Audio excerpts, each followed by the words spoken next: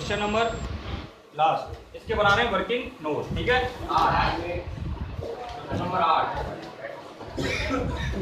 Chapter number 6 question number 8 working note इसके बना रहे हैं। आप वर्किंग नोट पे ध्यान देते चलो बस, ठीक है।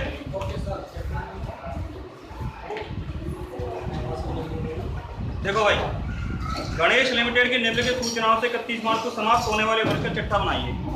चिट्ठा हमको बनाना है।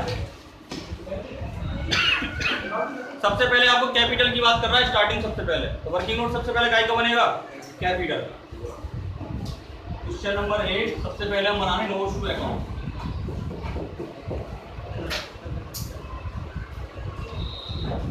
नोट्स टू अकाउंट में पहले नंबर का बना रहे हैं शेयर कैपिटल। आपको पता है शेयर कैपिटल के 4-5 पॉइंट हमारे होते हैं। सबसे पहले हम लिखते हैं ऑथराइज्ड कैपिटल। ऑथराइज्ड कैपिटल की कोई इंफॉर्मेशन क्वेश्चन में नहीं है। सेकंड नंबर पे हम लिखते हैं इसमें इशूड कैपिटल।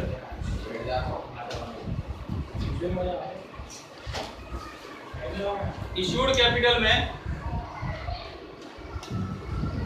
आपको दे रखे हैं, हम ये मान लेंगे जितने शेयर, इसको ऐसे लिखेंगे issued capital, issued comma subscribe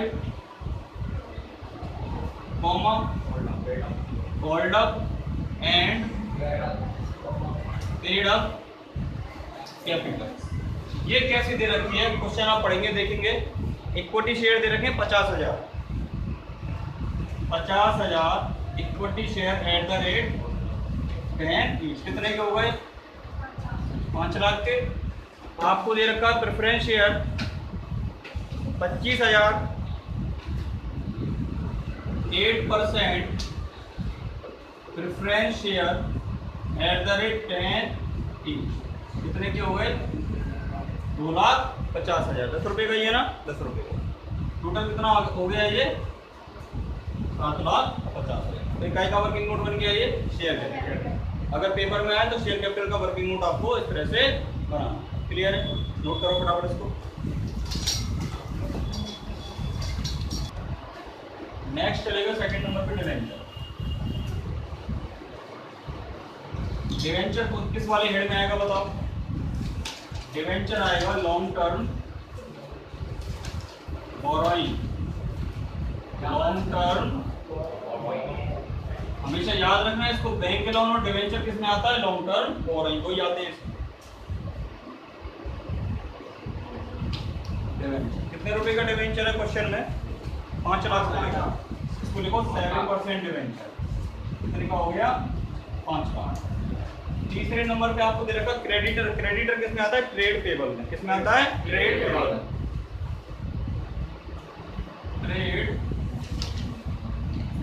trade payable में आता है क्रेडिटर। 2 चीजें आती हैं इसमें। क्रेडिटर कितने रुपए का है क्वेश्चन में, 5,75,500। और इसमें दूसरी चीज आती है बिल्स पेबल। देखो क्वेश्चन में कहीं बिल्स पेबल है क्या, ढूंढो।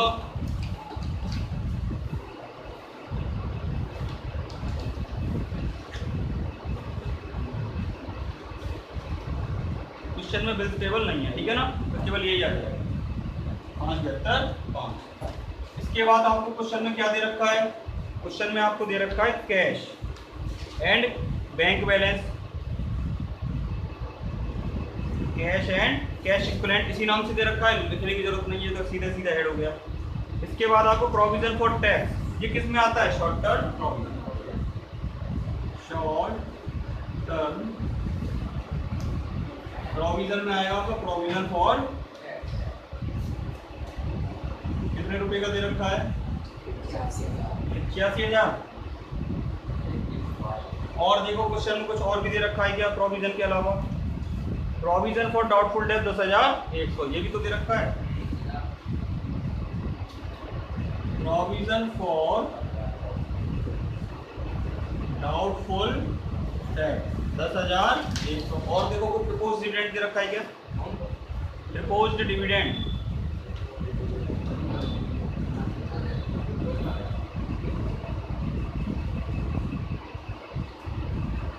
नहीं दे रखा, तो यही हो जाएगा। कितना हो गया, 95,000।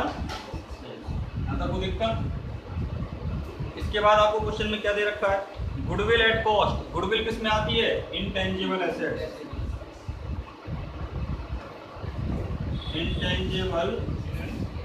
इंटेंजिबल एसेट में क्या आती है, गुडविल। कितने रुपए की गुडविल है क्वेश्चन में, कितने रुपए की गुडविल है, 1,25,000।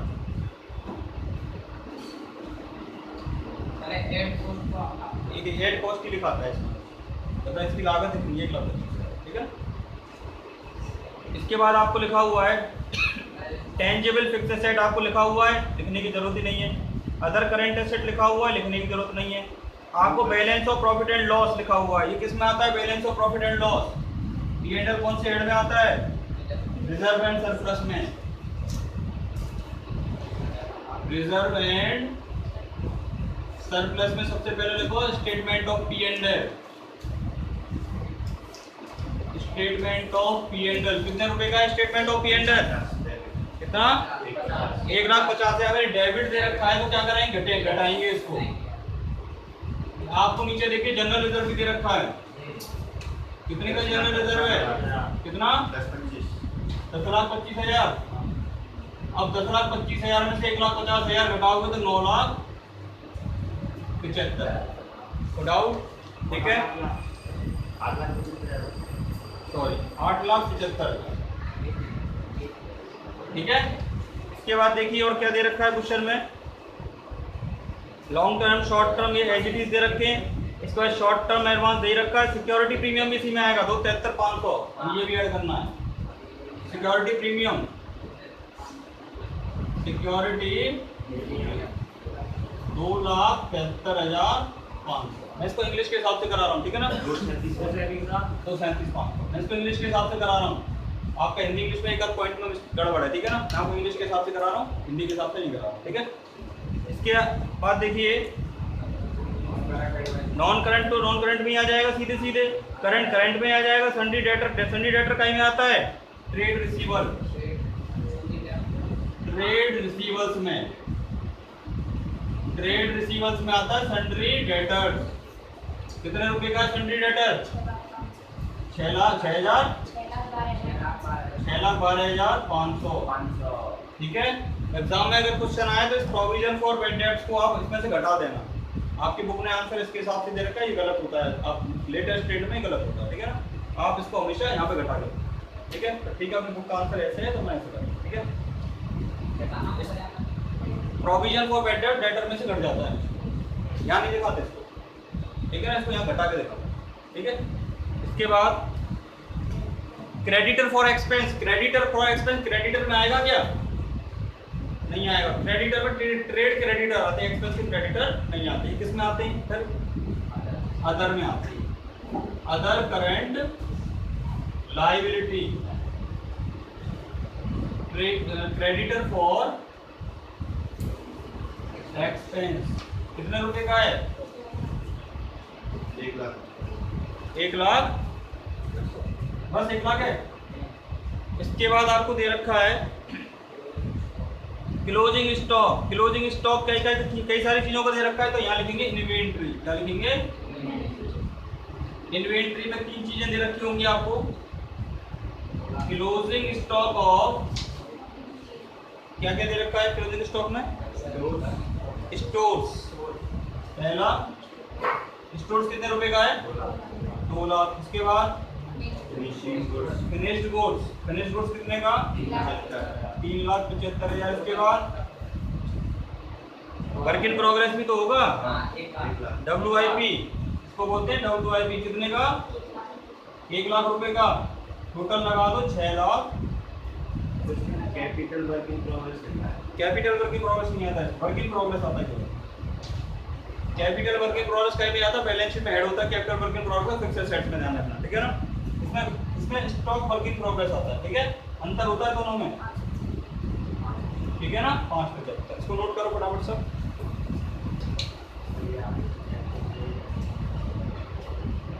इन्वेंट्री का हमने बनाई लिया। इन्वेंट्री के बाद देखो एक्यूमुलेटेड डेप्रिसिएशन और फिक्स्ड एसेट 2,50,000। तो आप पहले देखो फिक्स्ड एसेट कितने रुपए की हमारे पास,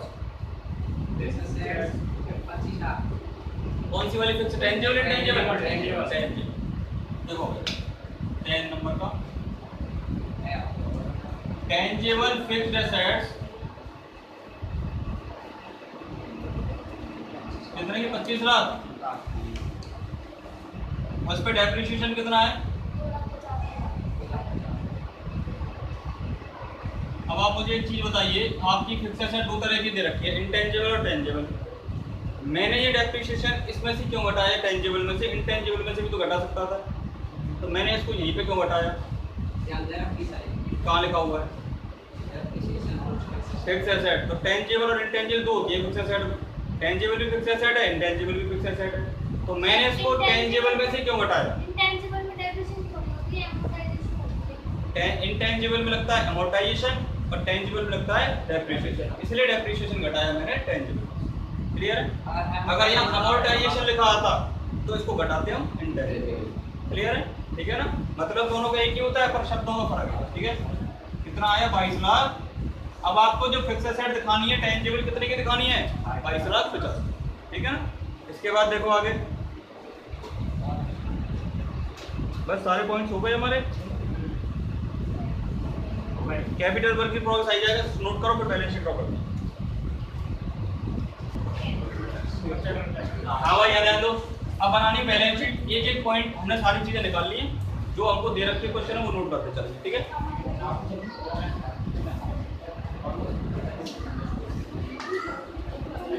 इसका मैं कोशिश करूंगा आपको कोई शॉर्ट पे कोई दुआ हुआ बना के आपको पूरा याद हो जाए। ठीक है, मैं बनाऊंगा संडे को बैठ के। ठीक है, एक बार में बैलेंस शीट याद हो जाए। नोट्स टू अच्छा पूरी बैलेंस शीट याद हो गई, नोट्स टू अकाउंट से बनानी। हाँ भाई देखो, इनकम स्टेटमेंट तो आपको याद हो गया होगा, तो छोटा सा इनकम स्टेटमेंट। अब देखो बैलेंस शीट में कंपनी का क्या नाम है, गणेश लिमिटेड। सबसे ऊपर लिखोगे आप गणेश लिमिटेड। क्या बना रहे हैं हम लोग, बैलेंस शीट। कौन सी डेट पर बना रहे हैं, एज एट, या एट लगाना और मत लगा देना, ध्यान रखना।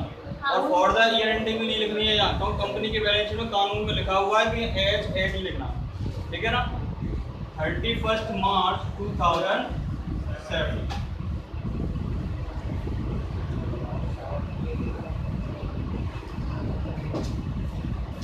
सबसे पहले हम देखेंगे लायबिलिटी साइड, और अपन लायबिलिटी साइड को क्या बोलते हैं, कंपनी की बैलेंस शीट में नंबर डालेंगे ए, इसको बोलते हैं इक्विटीज एंड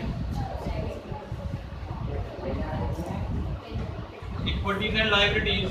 ठीक है, इक्विटीज एंड लायबिलिटीज का जो फर्स्ट पॉइंट हमारा होता है उसको बोलते हैं शेयर होल्डर फंड। देखो इसको याद करने का तरीका, इक्विटी एंड लायबिलिटी, मतलब हमारी इस साइड में दो चीजें होंगी, इक्विटी एंड लायबिलिटी। ये जो शेयर होल्डर फंड होता है उसको तो बोलते हैं इक्विटी, और लायबिलिटी में दो होती है, नॉन करंट और करंट। इस तरह से पार्ट होते हैं इसके शेयर। अच्छा, एक क्वेश्चन पेपर में बहुत आता है, पिछली बार एक आरएस के पेपर में क्वेश्चन आया था, कंपनी अधिनियम के अनुसार चिट्ठा बनाने पर चिट्ठे के दायित्व पक्ष के कितने भाग होते हैं टोटल, कितने हेड होते हैं टोटल, दायित्व पक्ष के टोटल कितने हेड होते हैं, 4 हेड होते हैं। ये याद रखना, मैक्सिमम बच्चे 3 करके आए थे। Share holder fund, non current liability, current liability.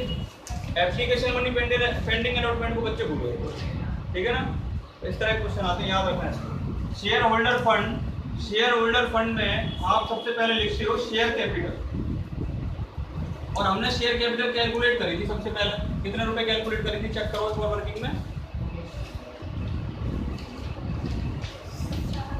7,50,000। इसके बाद हम सेकंड नंबर पे लिखते हैं रिजर्व एंड सरप्लस, 11,12,000।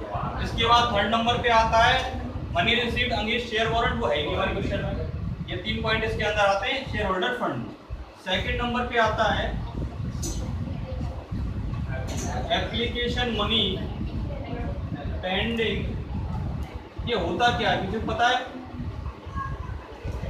ये दे नहीं रखा, ये क्या होता है मैं बताया था। हमने कंपनी का चक्कर पढ़ा था, उसमें देखा था पहले एप्लीकेशन का पैसा हमारे पास आता है, उसके बाद हम कैपिटल में पैसा ट्रांसफर कर देते हैं, पढ़ा था हमने। पहली एंट्री बैंक की करते हैं, उसके बाद दूसरी एंट्री कैपिटल की करते हैं। मानो 31 मार्च को एप्लीकेशन का पैसा मेरे पास आ गया, अभी मैंने वो पैसा लोगों को कैपिटल में ट्रांसफर नहीं करा क्योंकि 31 मार्च थी। और नियम होता है कि जब तक आप शेयर अलॉट नहीं करोगे इस पैसे को पूंजी खाते में नहीं रख सकते, इसके लिए अलग से खाता खुलवाना होता है बैंक में। और इस खाते को किस नाम से लिखा जाता है? Application money. एप्लीकेशन का पैसा आपको आ गया है, पेंडिंग अलॉटमेंट। अलॉटमेंट अभी आपका पेंडिंग है, आपने अलॉटमेंट नहीं करा। जब आप इसका अलॉटमेंट कर दोगे तो इस कहाँ को देते हैं फिर हम? शेयर कैपिटल में जोड़। क्लियर है? ये खत्म हो जाता है, शेयर कैपिटल बढ़ जाता है। क्लियर? इसके लिए इसको बोलते हैं एप्लीकेशन मनी। एप्लीकेशन मनी आपके पास आ गई है, पेंडिंग अलॉटमेंट। अलॉटमेंट अभी पेंडिंग है, आपने अलॉटमेंट अभी नहीं करा। ठीक है ना? तीसरे नंबर पे आपको लिखना है non current liability. Non current liability का केवल एक ही काम आ रहा, लॉन्ग टर्म बोरोइंग्स। अगर बोरोइंग शब्द याद नहीं रहे तो लॉन्ग टर्म लोन लिखते हैं। ठीक है ना? कितने रुपए का था? क्लियर? इसके बाद हम चौथे नंबर पे लिखते हैं current liability.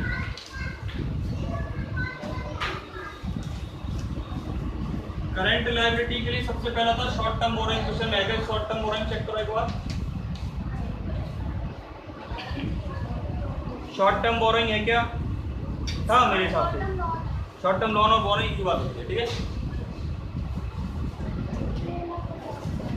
Short term loan, ये क्वेश्चन में ऐसी चीज आपको दे रखा है 13,50,000। इसके बाद आपको सेकंड नंबर पे लिखना है ट्रेड पेबल।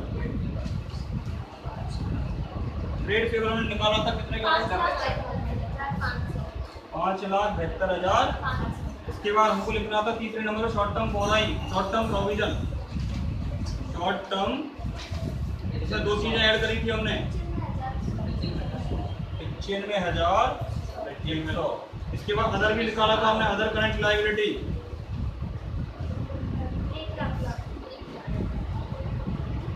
1,00,000। बस टोटल लगा तो बन गई लायबिलिटी हमारी। जो कछु लायबिलिटी बच गई है, जो आपकी कहीं पे भी नहीं आई है, वो आ जाती है। दो तीन चीजें आती हैं ज्यादातर। आपका आउटस्टैंडिंग एक्सपेंस, हमने जो क्रेडिटर फॉर एक्सपेंस लगाया है इसी को बोलते हैं आउटस्टैंडिंग एक्सपेंस। आपकी कोई एडवांस इनकम आपको मिली, ये आ जाती है, बस दो तीन चीजें। ठीक है? टोटल लगाओ उसका। हाँ भाई, अब ये मेरी लायबिलिटी साइड है, अब बनानी है एसेट साइड। ठीक है? इसके नीचे से बनाना स्टार्ट करना है।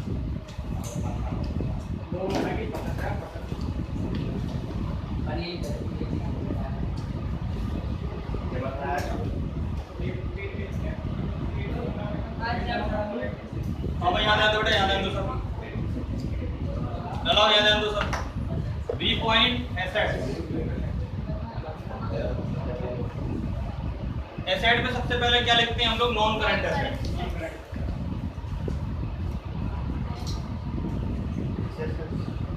नॉन करंट एसेट्स में पहला पॉइंट क्या लिखते हैं? Fixed asset. और फिक्स्ड एसेट में पहला पॉइंट क्या लिखते हैं? टेंजेबल। अब आप हाँ भाई, याद है दो। आपकी एसेट में नॉन करंट एसेट सबसे पहले, नॉन करंट में पहला फिक्स्ड एसेट, फिक्स में पहला टेंजेबल। टेंजेबल 22,50,000। इनटेंजेबल कितने रुपए का है? 1,25,000। तीसरे नंबर पे इसमें आता है कैपिटल वर्क इन प्रोग्रेस। देखो बुक में है capital work in progress. Capital work in 1,00,000। और चौथे नंबर पे इसमें आता है इंटेंजिबल एसेट अंडर डेवलपमेंट, जो है नहीं हमारे क्वेश्चन में।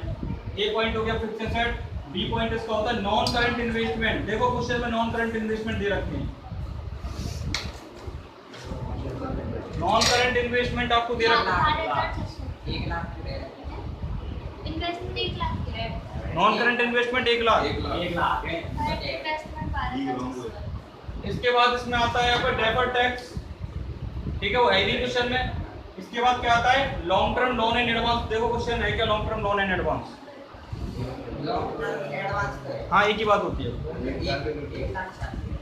Long term advance 1,00,000। और other non current asset question में कोई है नहीं। ठीक है ना? तो ये तो मेरी हो गई क्या? Non current asset. अब बनेगी कौन से? Current asset. इसको नोट करो करंट।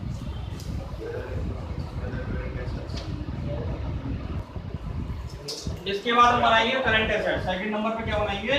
Current asset.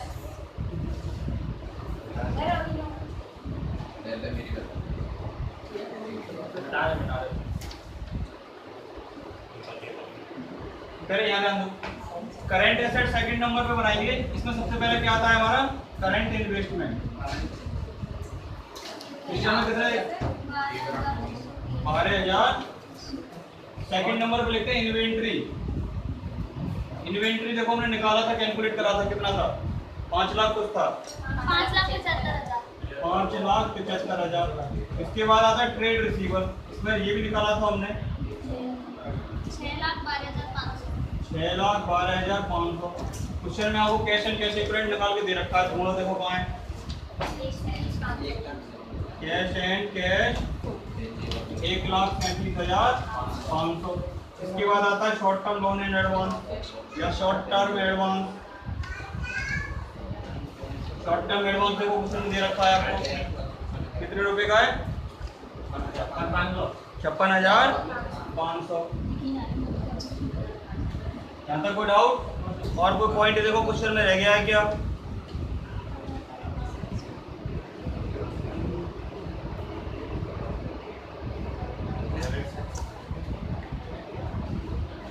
एक चीज यार इसमें गड़बड़ है। क्या चीज? Other current assets. Other current 3 lakh. सारे पॉइंट हो गए। अब इसका टोटल कर लो आप, टोटल बोल देना मुझे कितना कितना है, ऊपर से लेके एसेट कितना कितना लिखा है वो बोल दो मुझे। एसेट का बोलना 22,50,000 प्लस 1,25,000 प्लस 2 लाख। 2 लाख के बाद क्या है? 2 लाख इसने एक साथ बोल दिया, 1 लाख है। अच्छा इसके बाद 1,86,000 हो गए। 2 लाख के बाद 1,80,000। हाँ 1,80,000। 12,600। 5,75,000। 5,75,000। 6,12,500। 6,12,500। 1,37,500। 1,37,500। 56,500। 56,500। 3,25,000। मेरा आ रहा है 54,80,100। 44,00,000 आंसर आपका आ रहा है 44,80,000। 44,80,000। ठीक है, टोटल दोनों साइड में मैच हो गए, बैलेंस शीट हमारी क्लियर।